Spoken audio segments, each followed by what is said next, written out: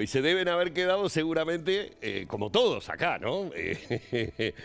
Paralizados. Bueno, no tanto, pero seguramente preguntándose, ¿qué tema será ese que era tan importante en determinado momento de la semana y que se terminó desinflando? Si el asistente de dirección mira el libreto y me lo recuerda, capaz que en el final se lo comento, porque hice como un llamado de atención especial, porque de verdad fue como que todos hablamos de eso y después nos quedamos así como con gusto a poco. Ahí está, eso fue lo que pasó. Ah, y lo que pasó también es que se inició un conflicto a nivel de las fiscalías.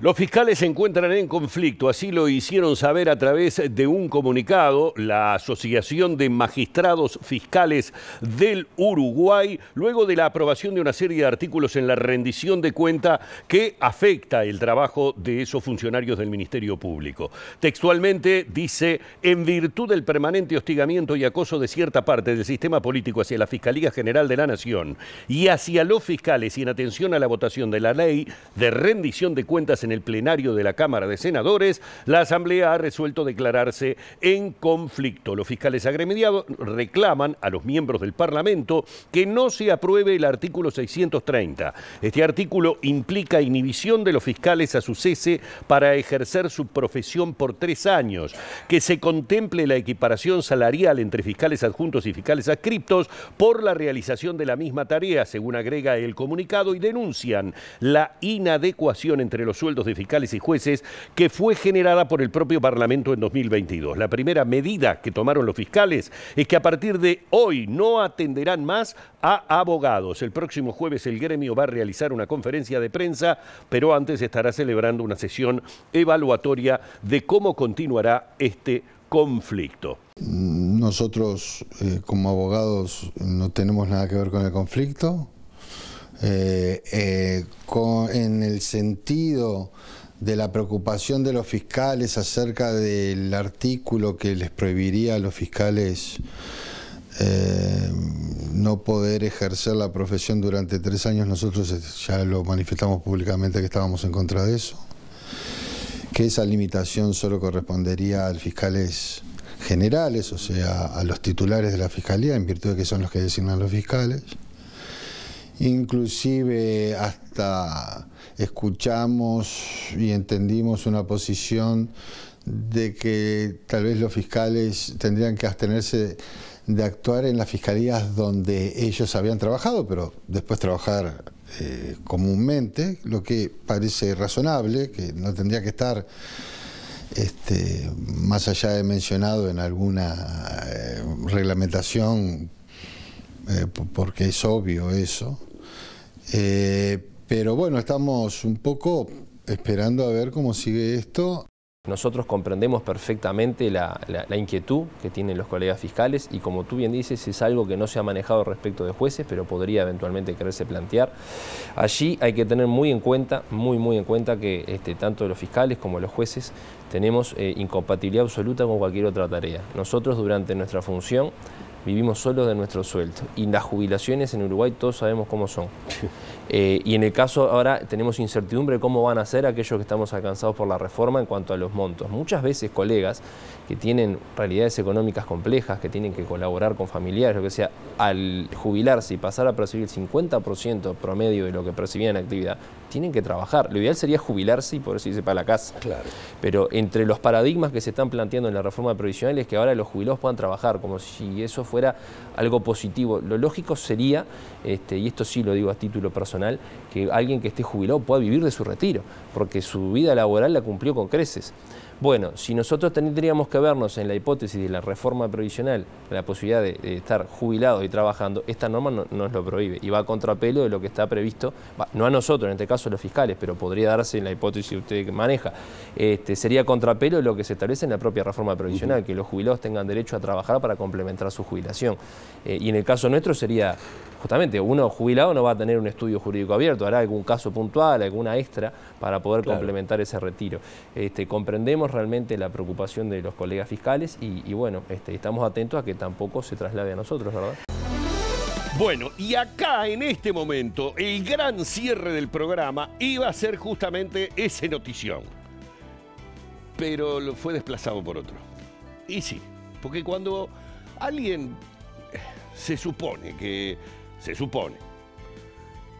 gastó o invirtió, según como lo quiera ver, ¿no? 20 millones de dólares para divorciarse, y encima nos enteramos que capaz que esos 20 millones de dólares salieron de acá del Uruguay, y dice, en el Uruguay un divorcio puede llegar a costar 20 millones de dólares. Yo no tengo conocimiento. Y claro, y esa noticia definitivamente desplazó a la que se desinfló, que ya le cuento cuál era. Uruguay conformará un equipo con varios organismos para investigar si el ex jefe del gabinete de la provincia de Buenos Aires lavó dinero en el país. Martín Insaurralde fue denunciado ante la Secretaría Antilavado por una diputada de Juntos por el Cambio de haber realizado un pago de 20 millones de dólares a su ex pareja Jessica Sirio.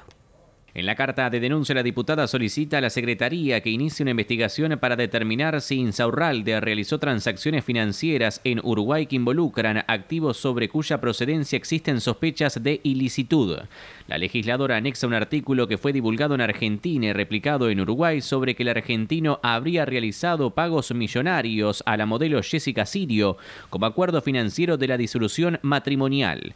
Este jueves, el titular de la CENACLAF se refirió al caso. Hemos ya acordado con el señor fiscal de corte que es un caso que amerita la conformación de un equipo multidisciplinario donde trabaje la UIAF, la CENACLAF, la DGI, el Ministerio del Interior y la propia Fiscalía a los efectos de avanzar en esta investigación. Ustedes saben que el delito de lavado de activos, lo hemos dicho una y otra vez, es un delito muy complejo que se hace con asesoramientos de inversiones, con asesoramientos a veces de especialistas en el sistema bancario y por ende desandar el ocultamiento del origen ilícito del dinero es muy difícil. En Uruguay hoy no se pueden, no le digo 2 millones de dólares, ni 20 millones, ni 200.000. No se puede hacer depósitos por parte, sobre todo, de extranjeros que a su vez sean personas expuestas políticamente sin estar sometidos a una debida diligencia intensificada de parte, en principio, del sistema bancario,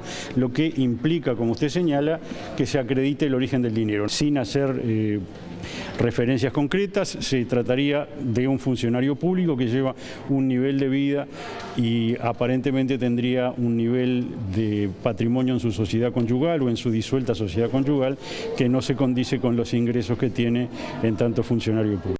Bueno, y esto en Argentina se complicó hoy, ¿no? Se complicó para los y las involucradas porque la justicia argentina imputó por enriquecimiento ilícito y lavado de dinero a la conductora de televisión Jessica Sirio y a la modelo Sofía Clerici por encubrimiento. Sirio, la ex esposa de Insaurralde, y Clerici, esta mujer que estaba con él en el yate ese ahí en Marbella. Así lo dispuso la fiscal federal de Lomas de Zamora, Cecilia Incardona, tras la denuncia hecha por el dirigente Ricardo López Murphy y la candidata a senadora María Eugenia Talarico. En la imputación y pedido de investigación, la fiscal sugirió levantar el secreto fiscal y bancario y que presenten declaración jurada de sus bienes. Bueno, quedó claro, ¿no? Seguramente en próximos días surgirán novedades o no de esta investigación especial que se llevará adelante. Y nos vamos a ir, obviamente, mencionando la noticia que todos comentamos, pero que luego como que se fue diluyendo un poco. La clasificación de Uruguay para el Mundial 2030. Ese podría ser un título. La realización, en parte, del Mundial 2030 aquí en Uruguay. Ese podría ser otro título. Partido inaugural del Mundial 2030 en el Centenario. Ese podría ser otro título. Con un pequeño subtítulo, sin ceremonia inaugural que se hace en otro lado. Es muy complicado.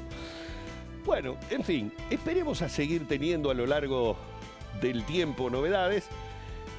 Y vamos a ver qué es lo que se termina jugando del Mundial 2030 en el Estadio Centenario. Gracias por haber estado ahí. Los convocamos para la semana que viene a hacer esta recorrida semanal sobre los temas más importantes que tuvimos en la semana. Aquí, como siempre, en BTV, porque somos BTV y somos bien de acá.